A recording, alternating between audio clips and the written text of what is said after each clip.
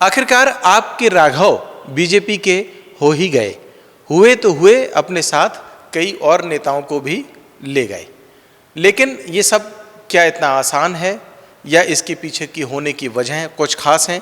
इन सारे पहलुओं पर हम बात करेंगे इस स्टोरी में और आपको एक एक कारण बताएंगे कि आखिरकार कैसे राघव चड्ढा की बीजेपी में जाने की पटकथा लिखी गई। अगले कुछ मिनटों में ये पूरी स्थिति हम आपसे साफ करेंगे। तब तक आप बिल्कुल भी द प्रेस हिंदी को छोड़ के मत जाइएगा और अगर अभी तक आपने उसे लाइक और सब्सक्राइब नहीं किया है तो पहले कीजिएगा और अपनी कोई स्टोरी को आपके साथ हम आगे बढ़ाते हैं।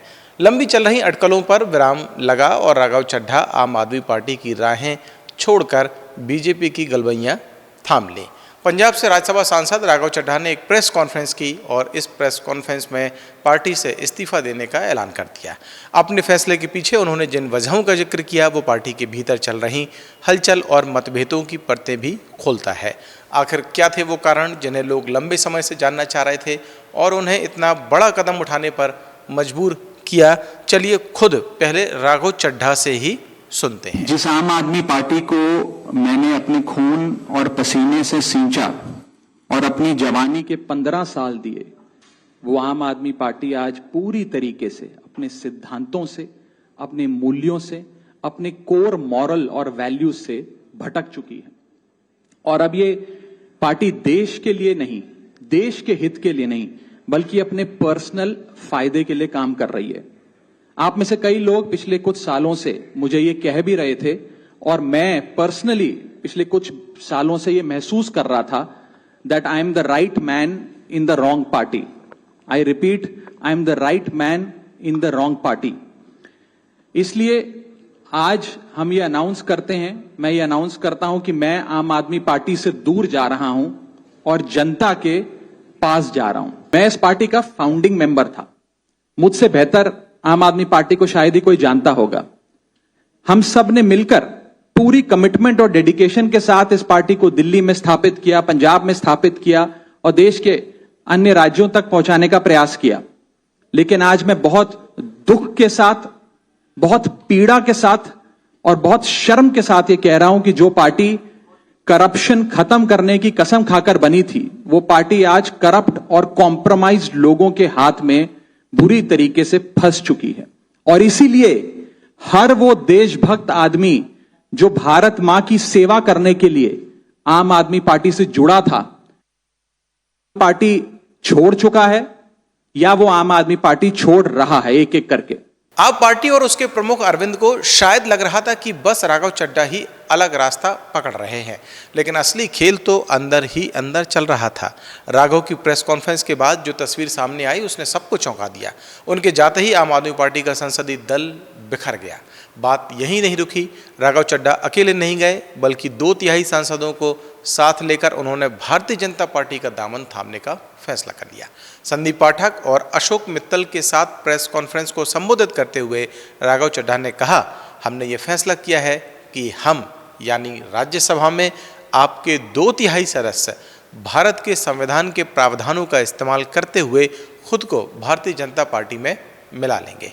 हमने ये डिसाइड किया that we the 2/3 members of parliament of the belonging to the Aam Aadmi Party in Rajya Sabha exercise the provisions of the Constitution of India and merge ourselves with the BJP। हम बीजेपी में विलय करते हैं।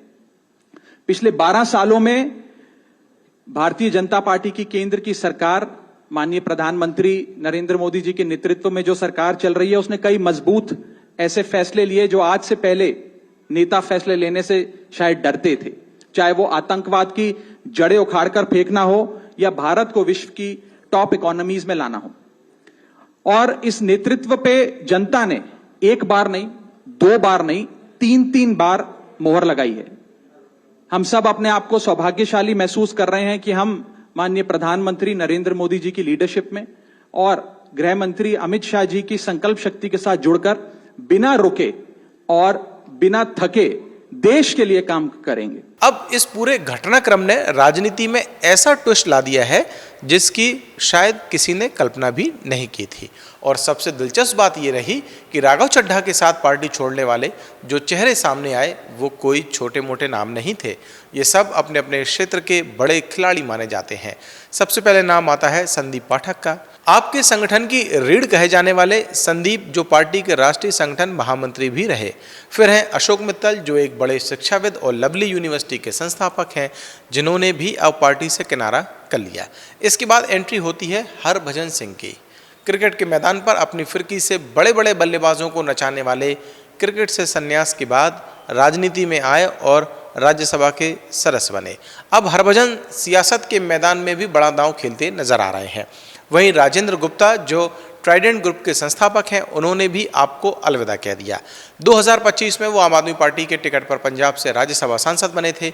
लिस्ट में अगला नाम है विक्रमजीत सिंह साहनी का, एक उद्योगपति और समाज सेवी जो सन फाउंडेशन से जुड़े हैं।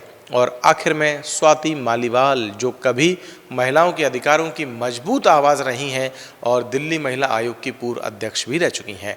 हाल ही में स्वाति मालीवाल और अरविंद केजरीवाल के बीच विवाद भी देखने को मिला था। कुल मिलाकर ये सिर्फ एक इस्तीफा नहीं बल्कि एक बड़ा सियासी भूचाल बन गया है, जहां एक के बाद एक बड़े नामों का पाला बदलना आने वाले दिनों में आपकी राजनीति की दिशा बदल सकता है। राज्यसभा में आपके 10 सांसद हैं और 2/3 से ज़्यादा सांसद ने पार्टी छोड़ने का फैसला किया है। बता दें कि 2 अप्रैल को आम आदमी पार्टी ने राघव चड्ढा को राज्यसभा में उपनेता पद से हटाया था और उसके कुछ समय बाद ही पंजाब सरकार ने उनकी सुरक्षा भी वापस ले ली थी। इस घटनाक्रम ने सियासी गलियारों में कई सवाल खड़े कर दिए थे। हालांकि इसके बाद राघव चड्ढा को केंद्र ने सिक्योरिटी दी। अरविंद केजरीवाल के लिए ये सिर्फ एक राजनीतिक झटका नहीं बल्कि संगठन की मजबूती पर भी बड़ा सवाल है। एक एक करके बड़े चेहरों का जाना ये दिखाता है कि अंदरूनी असंतोष गहरा होता चला गया। अब असली सवाल ये है कि क्या आम आदमी पार्टी इस बगावत पर ब्रेक लगा पाएगी? कानूनन नियम साफ हैं। अगर किसी पार्टी के कम से कम 2/3 नेता एक साथ मिलकर दूसरी पार्टी में शामिल हो जाते हैं तो उन्हें अयोग्य नहीं ठहराया जा सकता। यहाँ 10 में से 7 सांसद एक साथ हैं तो कागजों में ये पूरा खेल कानूनी तौर पर फिट बैठता दिख रहा है। अब बात आती है कि क्या अरविंद केजरीवाल कोर्ट जा सकते हैं? कानून के जानकार कहते हैं कि कोर्ट में जीत तभी मिलेगी जब ये साबित हो जाए कि सांसदों के साइन फर्जी थे या उन पर दबाव डालकर पार्टी छुड़वाई गई। केजरीवाल के पास ऑप्शन तो हैं लेकिन रास्ता काफ़ी मुश्किल और पेचीदा है। इस बगावत का असर केवल राज्यसभा तक सीमित नहीं रहने वाला है। व्यवहारिक रूप से ये आम आदमी पार्टी के संसदीय दल के लिए एक बड़ा पॉलिटिकल ब्रेकडाउन है जो केजरीवाल के लिए एक बड़ा संकट पैदा कर गया है। आसान शब्दों में कहें तो पार्टी के अंदर जो संतुलन था वो हिल गया है और हालात संभालना अब पहले से कहीं ज़्यादा मुश्किल हो गए हैं।